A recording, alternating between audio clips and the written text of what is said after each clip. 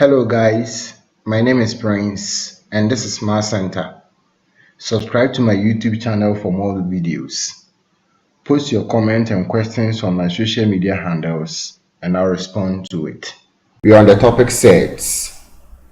This is the second video on sets. In the previous video, we considered what a set is. We also looked at some examples of sets. In this video, we are going to consider the properties of a set. So let's begin with the first property. The first property says that if you have square root of a number raised to the power 2 is the same as the number in question. So what are some examples? If you have square root of 2 squared is the same as 2.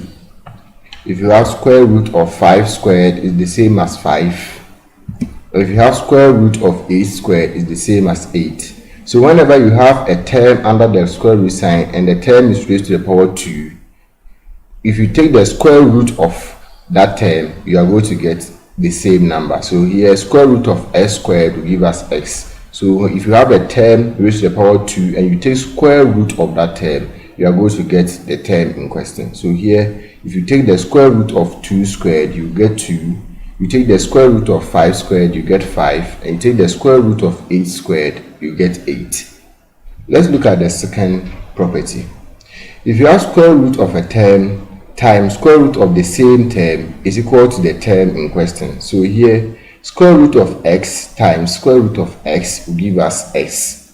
So if you have square root of 3, you multiply that with square root of 3, you get 3. If you have square root of 7, you multiply that by square root of 7, you get 7. If you have square root of 4 and you multiply that by square root of 4, you are going to get 4. Let's look at the next property. If you have square root of a term, say x, and you multiply that with square root of a term, say y, is given by, you write a bigger square root, then the terms under the square root sign will multiply. So here x will multiply y. So when you come here, you are going to get square root of x times y, which will give you square root of xy. Let's pick an example. If you have square root of 3 multiplying square root of, if you have square root of 2 multiplying square root of 3 is the same as square root of, then you multiply the terms under the square root sign. So 2 times 3. We do that 2 times 3 is 6. So this is going to give us square root of 6. Another example, if you have square root of 3 multiplying square root of 13 is going to be square root of 3 times 13.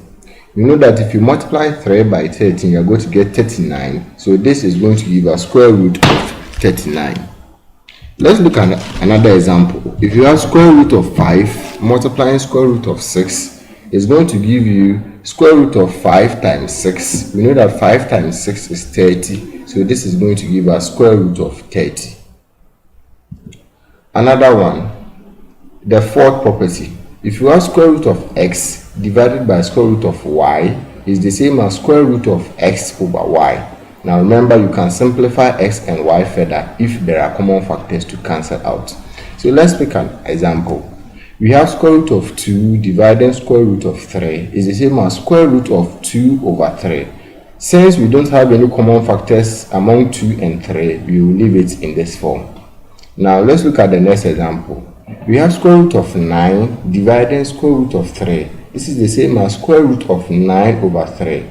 We can see from here that 3 is a factor of 9. So 3 will cancel itself 1 and cancel 9 3 times. So this is going to give us square root of 3.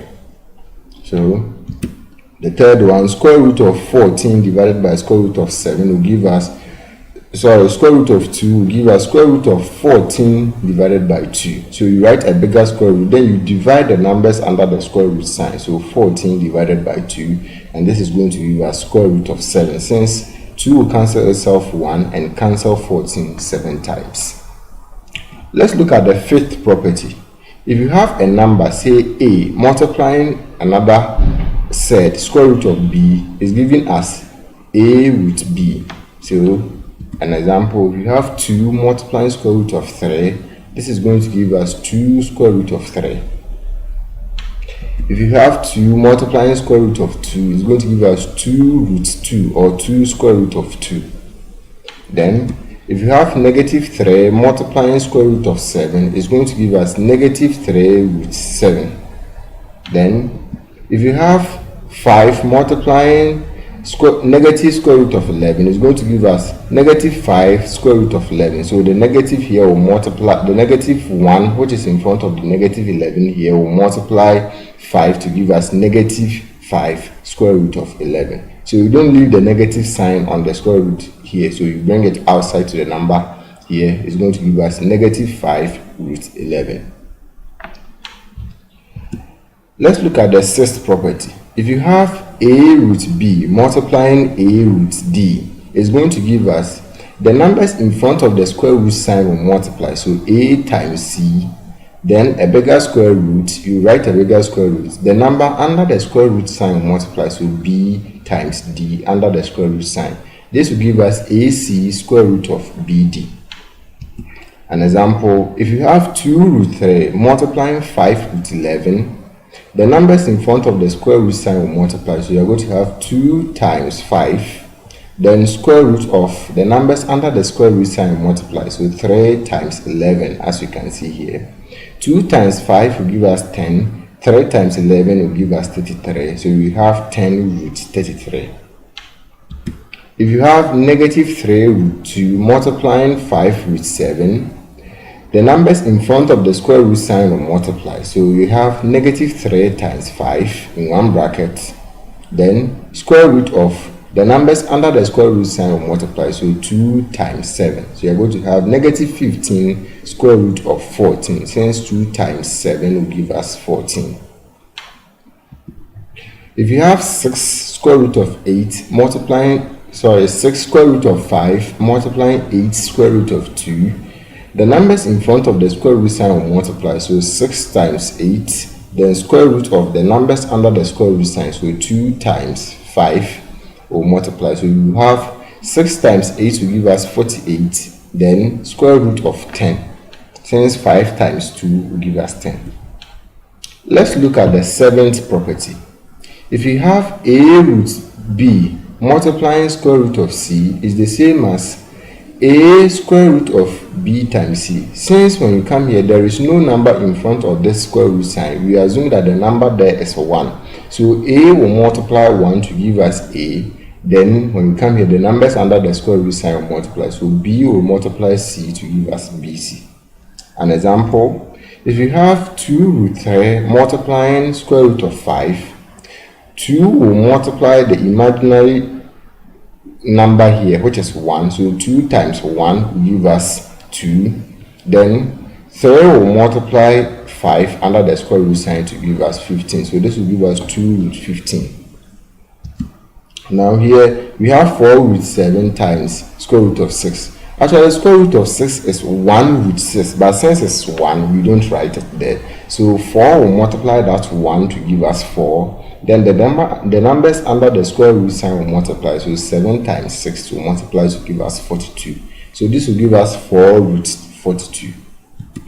Now when you come here, we have 3 root 2 times negative root 10. So when you come here, the number in front of this here will be 1. So this is going to be negative 1 root 10. So 3 will multiply negative 1 to give us negative 3.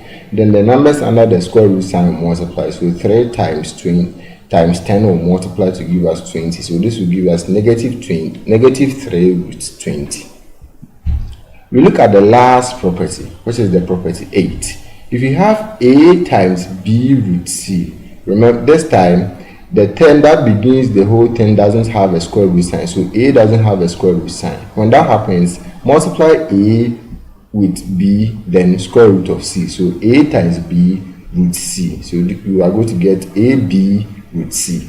So let's take some examples. If you have 5 times 3 root 2, it's going to give us 5 times 3, then square root of 2. 5 times 3 is 15, so root 2. If you have negative 2 times 4 root 7, you are going to have negative 2 times 4 square root of 7. Negative 2 times 4 will give us negative 8, then square root of 7. If you have 9 times negative 2 root 3, 9 will multiply negative 2, then square root of 3. 9 times negative 2 will give us negative 10, negative 18, then square root of 3. Thank you so much for watching this video on the properties of surd. See you in the next video where we are going to use the properties of surd we've learned in this video to reduce surds to its basic form. Bye bye.